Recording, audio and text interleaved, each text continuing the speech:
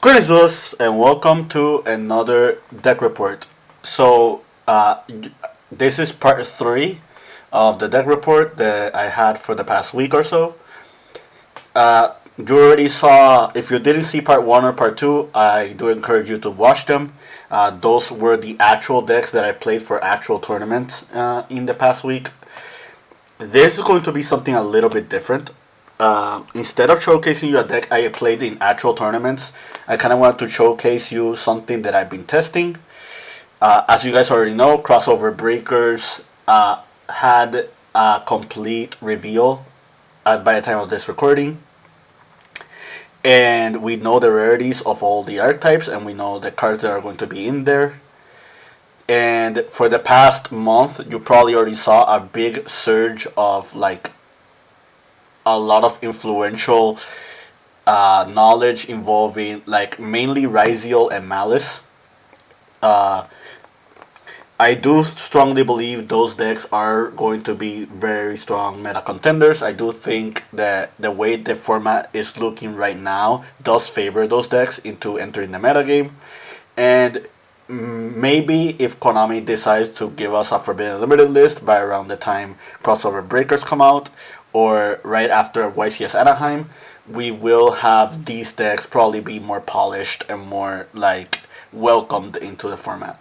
So today I'm going to profile Maliss.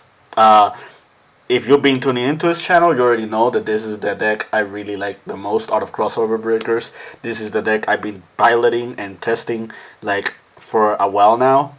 I do have a lot of online duels that I've made with the deck. I did a lot of online testing. I do have a lot of philosophies involving Maliss. The main reason I haven't showcased any of my progress with Maliss up until now is because I feel a lot of other YouTubers are like showing and explaining and like feeding information involving the Malice deck, and I kind of just wanted to dissect and see what conclusions others made before making my own decisions and my own like thought process. Because from what I've been seeing right now, Malice is way more popular in Ryzeal, at least when it comes to player testing. And the other thing that I noticed is that the philosophy behind Malice is very different from player to player. There's nothing from Malice right now that I've seen from different YouTubers and different like actual players and pro players that is set in stone. There's nothing like I've seen a lot of different philosophies. I've seen a lot of different deck profiles. I've seen a lot of ways people build the deck. So while Ryzeal is pretty much solved because the deck is pretty cookie cutter in what it's supposed to do, Malice itself is not solved. There are very different ways to build the Malice deck right now. I'm just going to show you like my current profile. I'll talk about my thoughts on it, things that I probably would change and not change, things that I found in my testing, and yeah, just go from there. The first disclaimer I'm going to give is this: take this profile with a grain of salt. This is a first iteration that I'm going to showcase on the deck. I have like 3 to 4 different builds already that I've been testing, and by the time Crossover Breakers gets officially like released here in the TCG, which is on December 5th, I will probably not have the same profile. I'll probably have something slightly different unless I found something extremely comfortable, then very comfortable with. But without further ado, let's begin. I rambled long enough, so we're at the 4-minute mark. So we have 3 Dormouse, 3 Rabbit, and 3 Cats. For Cyber's Extenders, we have Scaper, Meow Mine, Secretary. I've been playing a lot with the Bestials, so this is the Lubellion package. 3 Lubellion, 3 Druid Worm, Magnamort, Boldrake, and Saronir. And the last hand trap is Tunibiru. Spell cards: Triple Malice in Underground, 4 copies if you count Terraforming, Gold Sarcophagus. I'm playing 2 copies of Branded Regain, not just 1. And I'm not playing 3 copies of Allure, I'm playing 2. And I am playing triple Signet Mining. And for traps, we have 3 Imperm, MTP07, CBT11, TB11, and GW6. So the 3 Maliss traps. This puts us at a total of 41 in the main deck. I'll showcase the extra. Link Decoder, Linguribo, IP, Lizardos, Splash Mage, SP, Protecto Talker, Ramson, Cryptor, Binder, Firewall Dragon, Access Code, Dark Fluid, the Neo Tempest, the Save Worm, and Enigmaster Packbit. Okay, so if you're looking into this deck profile, you probably already know what the Maliss deck already does. What I'm going to be doing now is not talking about how to play the Maliss deck itself. I think there's other influential channels that can do that better than I can. What I will tell you is my experience with Maliss as a whole, and the things and the conclusions that I reached when I was testing. So let's first talk about the rarities, because we do have confirmed rarities of the card. I think budget-wise, Maliss is going to have way less issues being constructed than Ryzeal, because the only ultra rares that we really have to worry about are Maliss and Underground, and the White Rabbit, because these are 3-ofs. TP07 and Cryptor are both 1-ofs, and those are the only other 2 ultra rares. Everything else are rares and supers. So on that regard, the deck is fairly budget. So at least you don't have to worry about it like in a very high influential degree, unless people like oversaturate the market with these 2 cards specifically. But I don't think that would be the case. I think Ryzeal is just going to be like overthrowing the corner of like how expensive crossover breakers will be. Now let's talk about the philosophy itself. If you've seen every Maliss deck, you know that everybody runs one of each trap card. I have been heavily debating whether or not playing more copies of TP07. This is by far the best Maliss trap. It's a consistency card. It also is an interruption on your turn or opponent's turn. The card is not really that easy to interact with outside of Ash Blossom and Dominus Purge. So this is my favorite one. I was a big fan of GW06. I even thought about playing multiple copies of this. The number one reason why I don't play more than one of each trap is because White Binder can set trap cards from the graveyard. So on that regard, you don't have to worry about like losing resources to them. And if your trap cards get banished, Heart of Cryptor can recycle them back to the deck.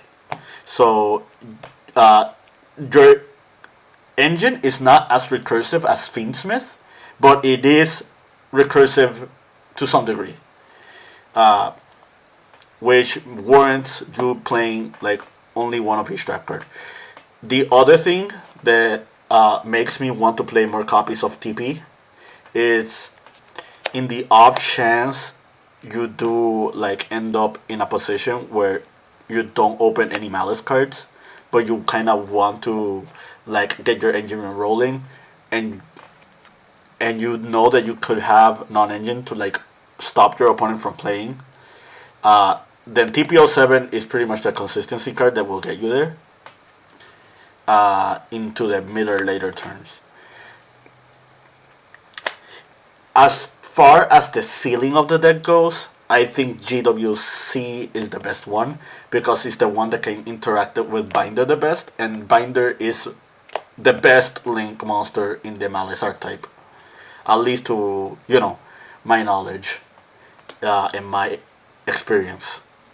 And I don't think this is an easy debate. I think most players will agree that this is pretty much the best Malice monster in the set. So that's why philosophy behind the trap cards. So now let's talk about the consistency cards. Specifically, these. A lot of OCG players only play one copy of mining, and I don't think it's incorrect. However, like there are only so many Malice names that you play, and again, there is a lot of ways for you to play Malice. You can play Malice as a Cyber's pile. You can play Malice as a Chaos engine. You can play Malice as part of like an engine. You can pair, like, for example, stuff like Lightsworn and like other Chaos cards. Stuff like Levianeer. You can play something not as bestial heavy, but plays like other banishing cards, like for example Necrophase. That being said, uh, I really do think until we get more Malice monsters, uh, triple mining is correct. It does play into draw, but once your Malice rotation starts going, you don't care about draw that much because your main win condition, or at least your most important main deck monster that you want to resolve, is the White Rabbit. And White Rabbit sets the card, and it does not like it sets your traps. It does not add them to the hand, so you don't have to worry about that on that regard. Malice in Underground also plays around Droll and Lockbird, so like you really don't care about getting punished. The one punish you do have to be afraid of is like getting -1 by Ash or like Dominus Purge. However, uh, if you open other extenders or over other openers that can pair well alongside mining, like Underground or like Gold Sarcophagus or even Dormouse itself, like all these cards are going to do is just bait those hand traps and put you in a way more comfortable position. So on that regard, I do think that this is fine. Let's talk about Allure of Darkness, because this is another debate. Uh, I've seen people vouching for 3 of this. I've seen people vouching for 0 of this. I've seen people vouching for 2 of this, like I am doing right now. Uh, I think Allure is really good. I think we can't afford to play other consistency cards like Prosperity and Desires. And Extrav. We can't afford to play those cards in this deck. So just having one card that can just tutor and get you to your non-engine or get you to your engine better is really good. Uh, the way, if you see my build, you notice that I am playing more bestials than usual. Meow Mine is a Dark Cybers, so it's another card that you can banish off Allure. And I am playing Branded Regained, so Allure alongside with Branded Regained just gives you like 3 draws, which is really really good on that instance. So for the moment, I think Allure is fine. I think once the meta game is a little bit more established, people are respecting like the crossover decks a little bit more, and you're probably like playing other engines that like fit in your archetype a little bit more. I think Allure can like be circumvented and not be played at all. But for the time being, if you're playing like a more purish build, I think Allure is more than fine. You don't have to worry about playing multiple copies. Just be mindful that you only have enough Malice names, and you're not always going to open them. So you have to banish like your actual other trap cards if you do go this route. So Branded Regained. Some people don't like the Lubellian package at all. The Lubellian version is not really that popular in the OCG.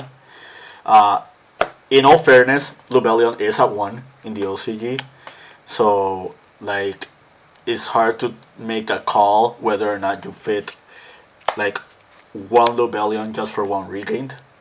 But here in the TCG, we have 3 Lubellion.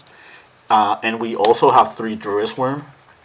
And even though not many players think that it's optimal to play all 6, I think this is not a bad approach at all. I've been testing this approach for multiple plethora of reasons, and I actually been liking it. So I feel like if you can play through Lubellion is really good. The one thing that I value from like Branded Regained is the Maliss mirror match.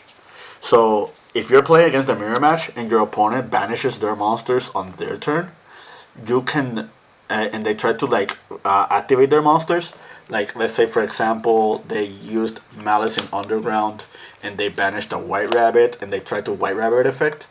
You can use Branded Regained as Channeling 2 and return the rabbit. They don't get the summon and you get 1 card out of it. So this card is really strong against the Malice mirror match on that regard. It also makes it so you can recycle a few of your cybers that are not Malice monsters, or if you just use your bestials and banish stuff that are not Malice monsters that you kind of want back into your deck, it also helps in that regard. This also has synergy with the Meow Mine, because Meow Mine does have a banish effect. So as soon as the Meow Mine gets banished, since it's a dark attribute, you can use the Branded Regain, put it back into your deck, and you draw 1 card. So that's how I feel about Branded Regained. I don't know if this is going to hold true for future builds of Malice. However, in my testing, I've been liking this card a lot. And I don't even regret playing multiple copies, even though they can be hard bricks. But that's where the multitude of really strong consistency cards like the triple mining, the triple field spell, and the triple dormouse, and like if you do like a head count, you have like 14 starters in Malice, so you don't mind playing a few bricks that just help with the ceiling of your deck. So speaking of other consistency cards, this is another debate. A lot of I don't see a lot of people like playing terraforming. There are some people that play terraforming. I was not convinced about terraforming until another Yugi tuber brought it up. Shoutouts to Lucas Sacco. He did talk about terraforming on his deck profile, and he talked about like not caring about draw, which is the same mindset as the allures when the allures are resolving. If you get to your engine. So, on that regard, I think this is correct. I don't think you should not be playing terraforming. Maybe in the future, if we do get more Malice names or we have other consistency cards, like for example the Attic Nestor engine in Alliance Insight, this could get cut. But for the time being, I'm okay with terraforming. If Skullsark ever comes back to multiples, you're playing multiples. This is pretty much the best starter in your deck, along as well as Malice in Underground. The big difference between this and Underground is that Underground can banish from the graveyard or your hand. So if you can start with Sarcophagus and then hold Malice in Underground while you're combo extending, then it's pretty good on that regard. So going back to Druisworm and going back to like the other bestials, all the OCG lists play 3 bestials. I think a lot of TCG players were only testing 3 bestials as well. The reason I really like playing multiple bestials is for a multitude of reasons. The number one reason is I always want to see a bestial in my hand if my opponent hard stops my Malice plays. The other reason I really like bestials as well is because your main offender the next format is probably going to be Ryzeal. And one really cool thing that Druid's Worm does for you is that it threatens Detonator. Like, the Ryzeal Detonator is a really strong monster that is hard to get rid of, but the Druid's Worm can deal with that. And if they have the field spell, like the Ryzeal Cross, they're forced to Ryzeal Cross to negate this. Otherwise, like, they're going to, like, pretty much lose their entire board to their Druid's Worm. That's another really good thing I like about this card. The other thing that the Bestials do for you is, you'll probably notice that my only real other hand trap is Nibiru. So the concept behind Nibiru is that Nibiru paired with negation hand traps like Veiler, Imperm, Mourner are really strong. However, I feel like Nibiru paired with Bestials is even stronger.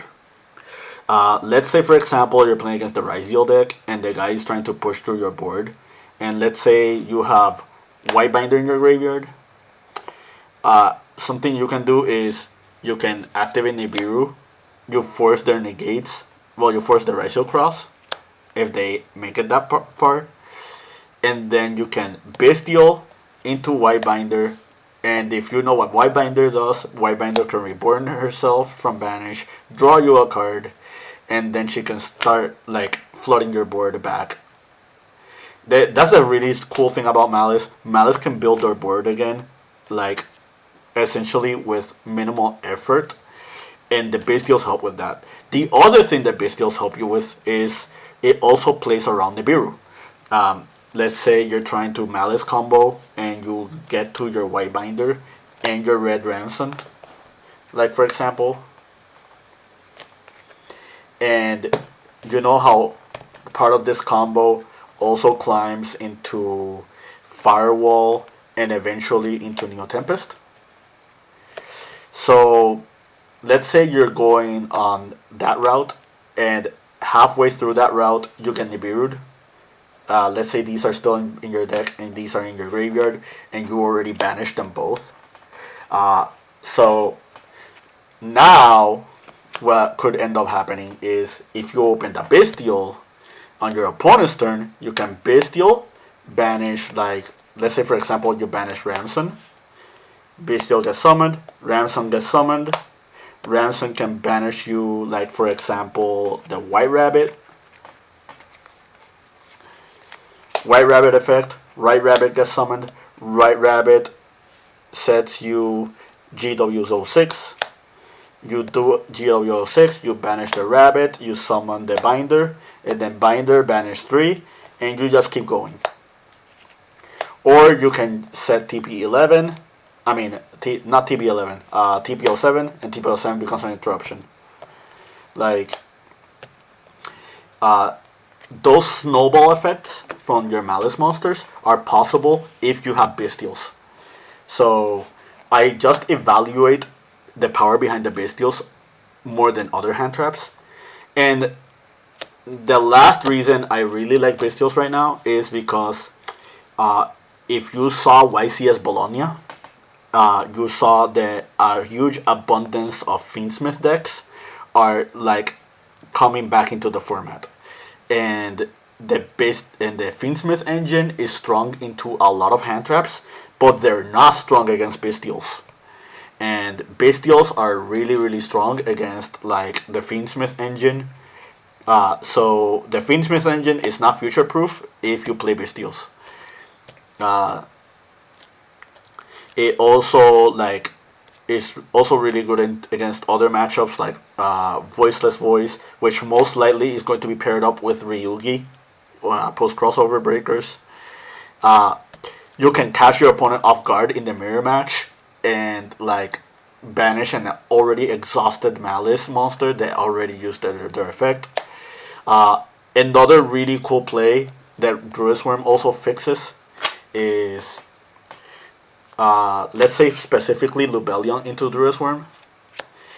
So you probably know how a few Maliss decks Maliss inboards and on Neo Tempest with the Disave Worm in graveyard.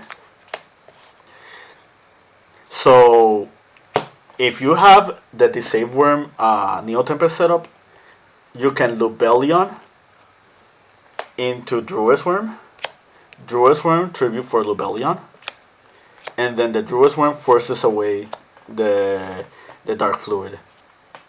And you essentially got rid of the Dark Fluid, which takes away one interruption from them, and also handles the negation from the Disave Worm because they no longer have a link for a higher monster. Like,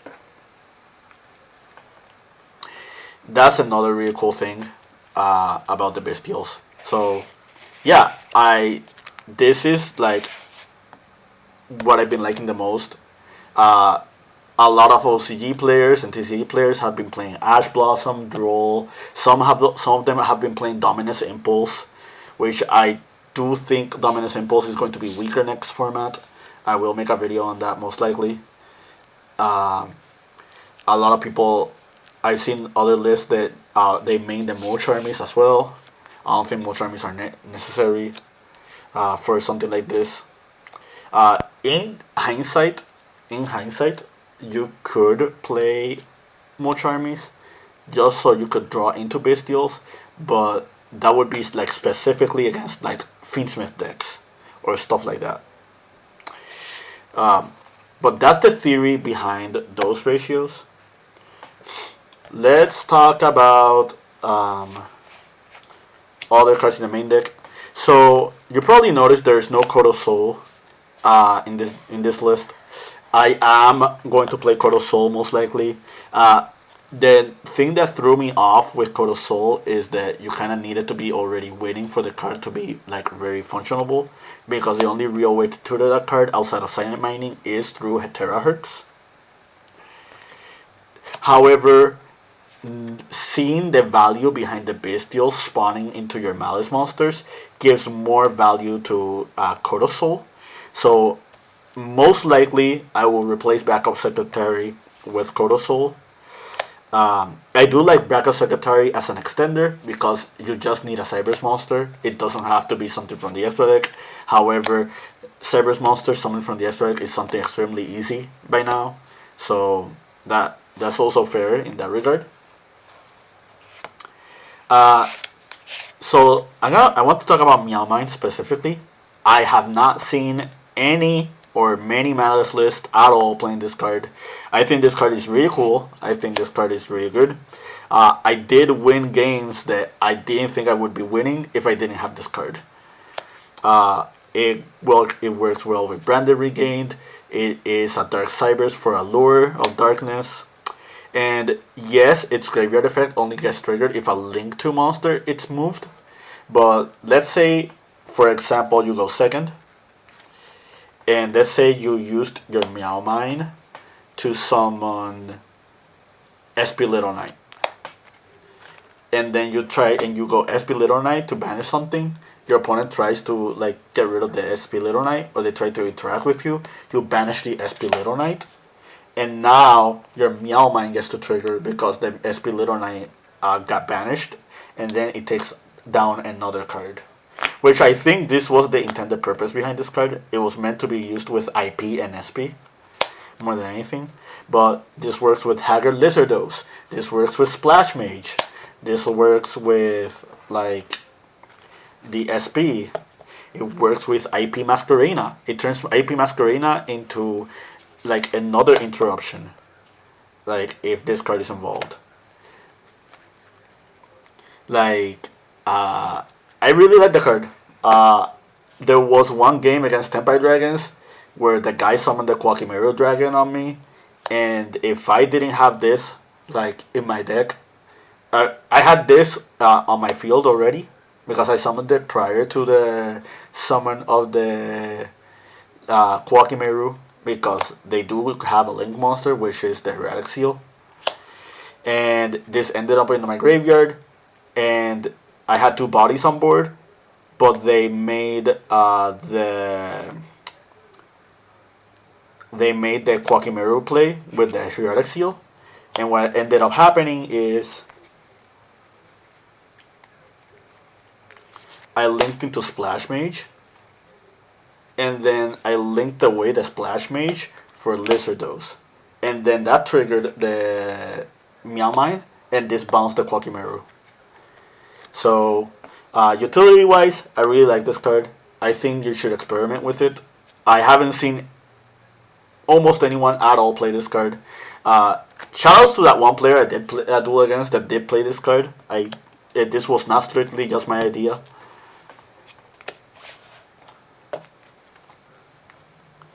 I guess the other big debate, or the biggest debate so far, is whether or not you should play 3 cats. I've seen people debating for 1. I've seen people debating for 2. I've seen people debating for 3.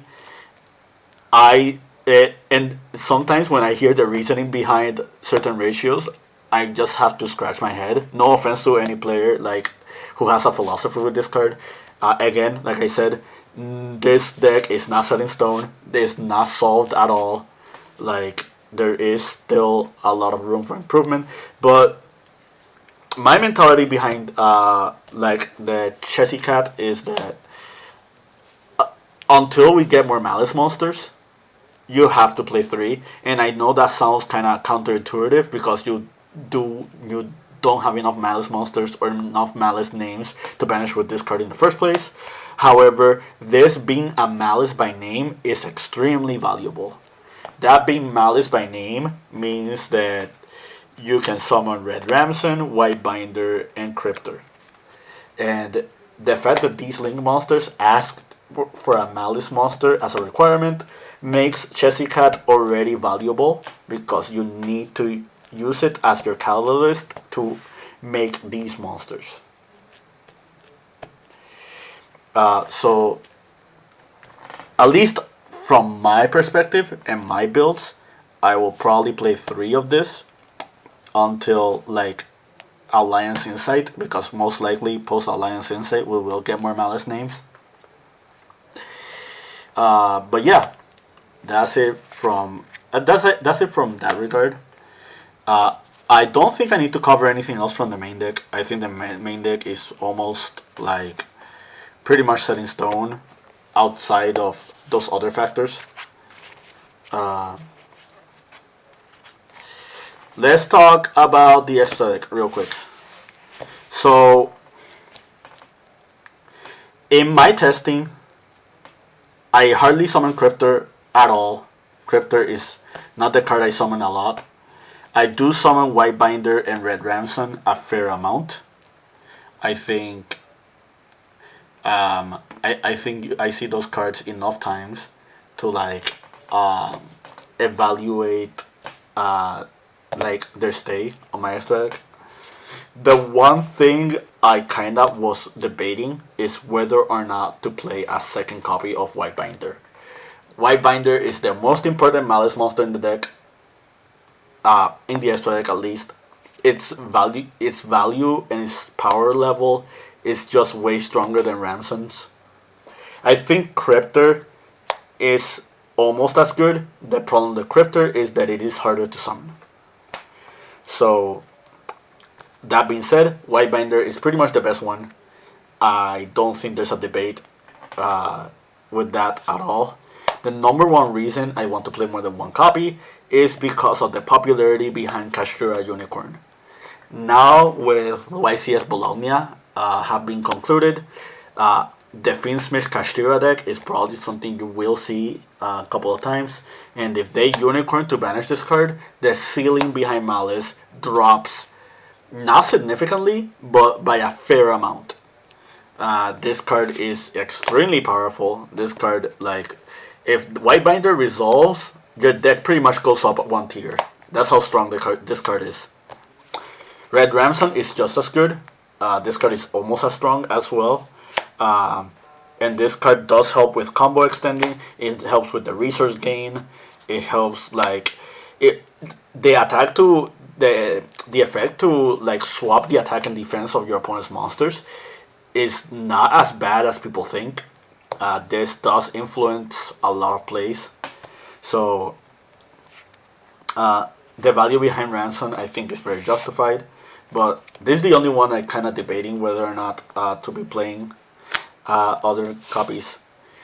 So other cards in this list that are unorthodox, I guess, is Ending Master Pack Bit. If you notice this list, I do not have Meteorologic Aggregator. I It's not that I don't like the card.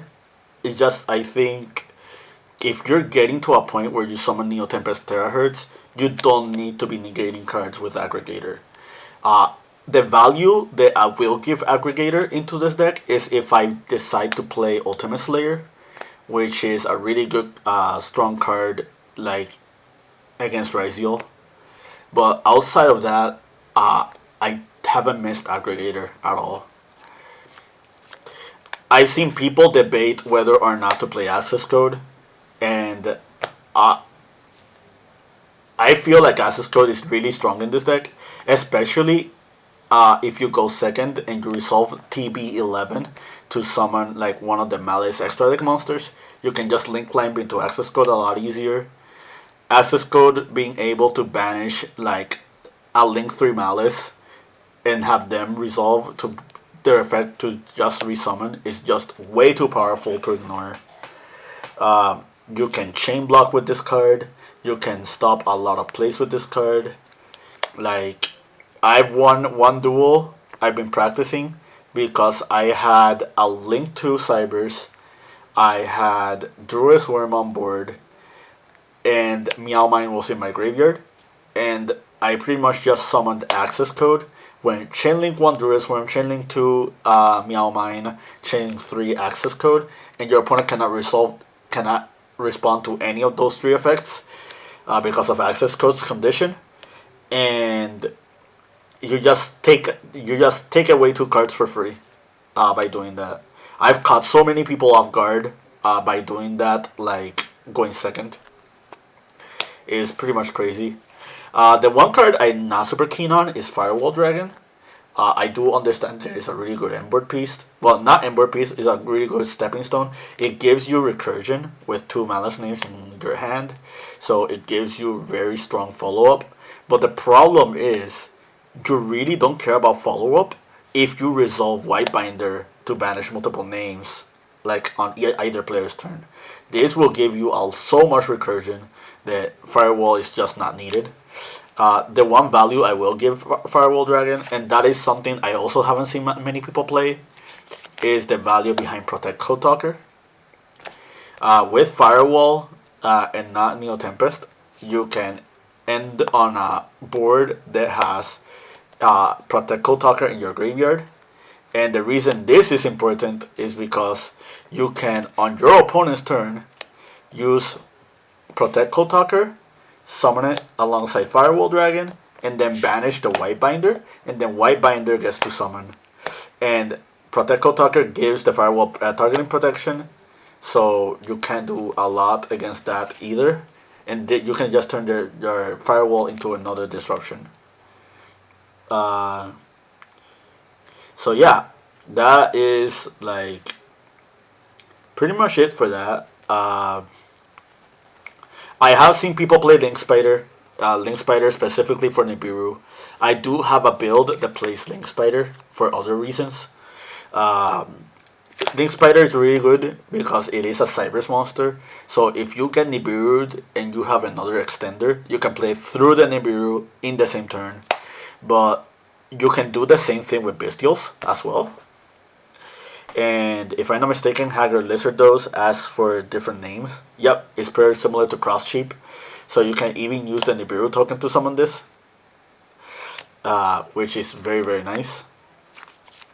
So on that regard, I don't think Link Spider is needed. I decided to play Linguribo. I haven't seen this in a lot of lists either. The value behind Linguribo is the Maliss Mirror Match. Like, a lot of Maliss decks will rely on having the trap cards to be part of their disruption or part of their follow-up. So if you can freeze that with Linguribo, That is extremely helpful, and it doesn't just send it to a graveyard. It banishes the card, so they can't even recurve with White Binder if they wish to on later turns. Pack Bit is here pretty much as an interruption from Terahertz, just pushing a monster to a spelling trap. How necessary and how useful has this been? A fair amount, not to a large degree. It does force combo extension into like your opponent's boards and your opponent's decks without relying on your bestials or your graveyard Maliss monsters or your protect code talker or stuff like that. So that's pretty much it for on that regard.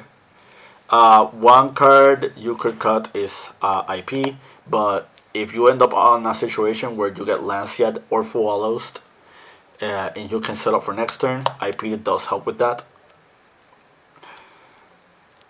I think that's it for the Maliss profile. I think I covered pretty much most things I kind of wanted to cover with this deck. Again, take this with a grain of salt. This is first testing. There is a lot of other stuff that can be overlooked. And if you saw something in Maliss that has been overlooked or something that you think is nice for me to know, or if you have a different reasoning for like something that conflicts with my reasoning, as always, be respectful, but feel free to like comment on the channel. You will see me play this deck like when crossover breakers like arrive. I will be testing this deck and a lot of its variants a lot, and I'll probably do a lot of theory, and I'll probably do a lot of talking points involving like this strategy and stuff that probably is very often overlooked. But until then, keep practicing and keep dueling.